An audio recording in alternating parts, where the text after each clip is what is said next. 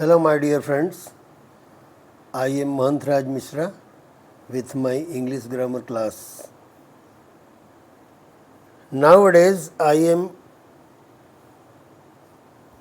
teaching you, I am telling you about tenses. Near about before a week I am regularly teaching you about present tense, present indefinite, present continuous, present perfect, and today I am ready to teach you about present perfect continuous tense. I have completed 3 tenses of present tense. One is present indefinite, that is the simple present. Second one is present continuous, and third one is present perfect tense. Now fourth one of the present tense is going to commence today, that is the present perfect continuous tense. आज हम लोग present perfect continuous tense के बारे में जानने की कोशिश करेंगे. प्रेजेंट परफेक्ट कंटिन्यूअस, देखिए कंटिन्यूअस इसमें भी है और प्रेजेंट कंटिन्यूअस भी एक टेंस था. दोनों में थोड़ा सा बारीक अंतर है, तो दोनों को मैं कंपैरेटिवली भी बताऊंगा तुम्हें. पहले हम जानते हैं प्रेजेंट परफेक्ट कंटिन्यूअस. इसमें जो है कोई काम भूतकाल में प्रारंभ हुआ और वर्तमान काल में वो जारी है. काम लगातार चल रहा है. तो इस वाक्य की पहचान होती है, इस टेंस के वाक्य की पहचान होती है, वाक्य के अंत में रहा है, रही है, रहे हैं इत्यादि शब्द आते हैं, और वाक्य में समय भी दिया रहता है. ये प्रमुख चीज़ है. इसी से हम प्रेजेंट कंटिन्यूअस और प्रेजेंट परफेक्ट कंटिन्यूअस को डिफ्रेंशिएट कर सकते हैं. दोनों में अंतर बता सकते हैं, दोनों में भिन्नता बता सकते हैं कि प्रेजेंट परफेक्ट कंटिन्यूअस टेंस में रहा है, रही है, रहे हैं वाक्य के अंत में रहता ही है, साथ ही समय भी दिया रहता है. और एक अंतर यही है प्रेजेंट कंटिन्यूअस में, उसमें वाक्य के अंत में रहा है, रही है, रहे हैं इत्यादि शब्द रहते हैं, लेकिन समय नहीं दिया रहता है. इससे वह टेंस अलग हो जाता है, और इसमें समय दिया रहता है, इसलिए ये प्रेजेंट परफेक्ट कंटिन्यूअस कहलाता है. इसकी हेल्पिंग वर्ब होगी इस टेंस की हैज़ बीन तथा हैव बीन. हैज़ बीन लगती है सिंगुलर नंबर सब्जेक्ट के साथ, और सिंगुलर नंबर सब्जेक्ट हर टेंस में बताते आ रहा हूँ मैं. ही, शी, इट या किसी का नाम, ये एक वचन करता है सिंगुलर नंबर सब्जेक्ट. इनके साथ हेल्पिंग वर्ब हैज़ बीन लगेगी. और प्लूरल नंबर सब्जेक्ट जो होते हैं बहुवचन करता, इसको भी मैं बराबर बताते आ रहा हूँ, फिर से बता दे रहा हूँ. आई, यू, वी, दे, इसके अलावा और भी प्लूरल जो भी हैं, boys, girls, people, teachers, madams and so on, ये सब प्लूरल नंबर सब्जेक्ट हैं. इनके साथ हेल्पिंग वर्ब लगती है हैव बीन. तो हैज़ बीन और हैव बीन ये दो हेल्पिंग वर्ब हैं, जिसको कहते हैं ऑक्सिलरी वर्ब, सहायक क्रिया हिंदी में कहते हैं. और अब आते हैं मेन वर्ब, मुख्य क्रिया. मुख्य क्रिया सदैव फर्स्ट फॉर्म में होती है, और फर्स्ट फॉर्म के साथ उसमें आईएनजी लगाते हैं. जैसा हम प्रेजेंट परफेक्ट प्रेजेंट कंटिन्यूअस में लगा रहे थे V1 प्लस आईएनजी, अर्थात वर्ब की फर्स्ट फॉर्म में आईएनजी लगा रहे थे, वैसे ही प्रेजेंट परफेक्ट कंटिन्यूअस में भी V1 प्लस आईएनजी मुख्य क्रिया की फर्स्ट फॉर्म में आईएनजी जोड़ते हैं. और जो समय दिया रहता है, अब समय को देखते हैं कि समय कौन सा है. समय जो है दो प्रकार के होते हैं. एक निश्चित समय होता है जिसके साथ हम सिंस का प्रयोग करते हैं, SINCE, और एक होता है समय की अवधि बताता है, हम उसको अनिश्चित समय भी बोलते हैं, लेकिन सही है उसको समय की अवधि, पीरियड ऑफ टाइम, और निश्चित समय को कहते हैं पॉइंट ऑफ टाइम। तो पॉइंट ऑफ टाइम के पहले सिंस लगाते हैं और पीरियड ऑफ टाइम के पहले फॉर लगाते हैं, FOR। अब पहचानना पड़ेगा हमें कि एक वो निश्चित समय क्या है, पॉइंट ऑफ टाइम।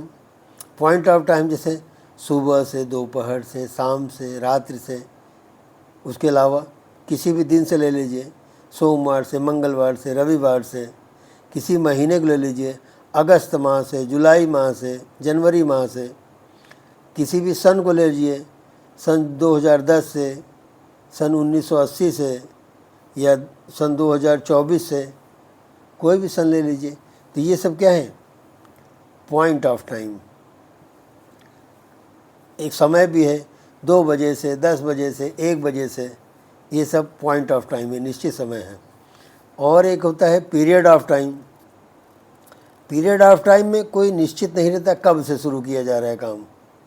जैसे 2 दिन से, 2 घंटे से, 4 घंटे से, आधे घंटे से, 2 माह से, 2 साल से, ये सब पीरियड ऑफ टाइम है। इनसे कब से कोई काम शुरू हो रहा है ये जानकारी नहीं हो पाती है। जैसे वो 4 साल से काम कर रहा है, अब 4 साल से, अब 2002 से जोड़ें कि 2020 से जोड़ें, इसीलिए इसको कहते हैं पीरियड ऑफ टाइम। समय की अवधि बताता है ये। इसी को हम दूसरे शब्दों में अनिश्चित समय भी कह लेते हैं। तो 2 ही समय होते हैं, point of time and period of time. Point of time के साथ सिंस लगाते हैं और पीरियड ऑफ टाइम के साथ फॉर लगाते हैं। ये तो हो गए नियम। अब चलते हैं अफर्मेटिव सेंटेंस कैसे बनते हैं। तो अफर्मेटिव सेंटेंस का स्ट्रक्चर बता देता हूँ, सुन लीजिए। Subject plus helping verb plus main verb में आईएनजी जोड़ेंगे, अर्थात V1 plus ING plus object. सीधा सीधा है नियम। Subject plus helping verb plus V1 plus ING plus object, और उसी ऑब्जेक्ट में जो समय दिया रहेगा उसके पहले सिंस फॉर लगा देना है। अब उदाहरण देख लीजिए। श्याम इस किताब को 2 घंटे से पढ़ रहा है। श्याम इस किताब को 2 घंटे से पढ़ रहा है। अब श्याम एक वचन करता है, सिंगुलर नंबर सब्जेक्ट, इसके साथ हैज़ बीन का प्रयोग करेंगे। Shyam has been reading this book 2 घंटे से, ये पीरियड ऑफ टाइम है, for 2 hours. Shyam has been reading this book for 2 hours. Clear हो गया।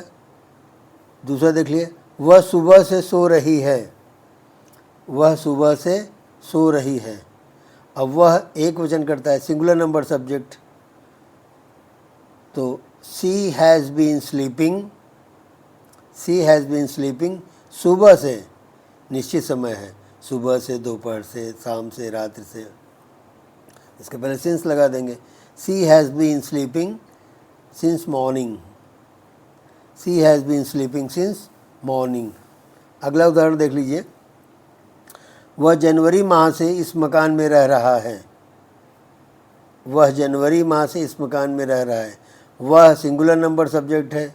इसमें समय देख लीजिए, जनवरी माह से, ये पॉइंट ऑफ टाइम है, निश्चित समय है। तो वह एक वचन करता है, ही हैज़ बीन।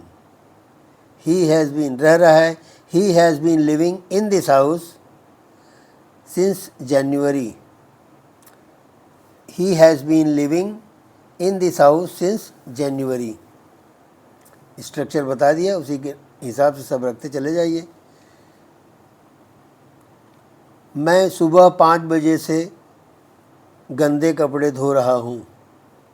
मैं सुबह 5 बजे से गंदे कपड़े धो रहा हूँ। मैं आई प्लूरल नंबर सब्जेक्ट है, उसके साथ लगेगा have been. I have been washing the dirty clothes. सुबह 5 बजे से, 5 बजे निश्चित समय है, 5 बजे, 4 बजे, 1 बजे, 2:30 बजे, ये निश्चित समय है। I have been washing the dirty clothes since 5 o'clock in the morning. I have been washing the dirty clothes since 5 o'clock in the morning. Affirmative sentence हो गए। स्ट्रक्चर के अनुसार बनाते चले जाइए, बहुत इजी है, आराम से बना सकते हैं। वाक्य थोड़ा लंबा बनता है, प्रेजेंट कंटिन्यूअस में समय नहीं रहता है तो समय, इसमें समय जुड़ जाता है। जब प्रेजेंट कंटिन्यूअस में समय जुड़ जाएगा तो प्रेजेंट परफेक्ट कंटिन्यूअस हो जाएगा, इसीलिए थोड़ा वाक्य लंबा हो जाता है, इसीलिए वाक्य थोड़ा बड़ा हो जाता है बस।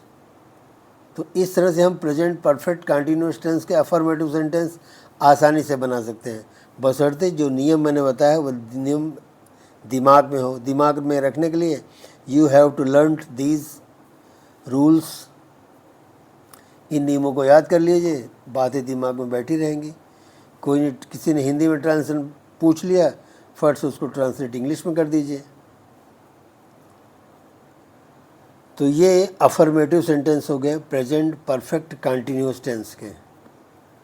ठीक है, अगले वीडियो में हम आएंगे negative sentence of present perfect continuous tense. तो बस आज इतना ही, अगले वीडियो में फिर मिलेंगे। तब तक के लिए मेरे वीडियो को बराबर देखते रहिए, उसको समझने की कोशिश कीजिए, जो इम्पोर्टेंट बात लगे उसको नोट डाउन कर लीजिए कॉपी में, और अपने इष्ट मित्रों को मेरे वीडियो को शेयर कीजिए। नए इष्ट मित्रों को जोड़िए मेरे चैनल से, उनको कह दीजिए मेरा चैनल सब्सक्राइब कर लें ताकि नई नई नोटिफिकेशन उनके पास पहुंचती रहे। इस तरह से आप लोगों का प्यार आशीर्वाद मेरे साथ बना रहे। A lot of thanks to you, my dear.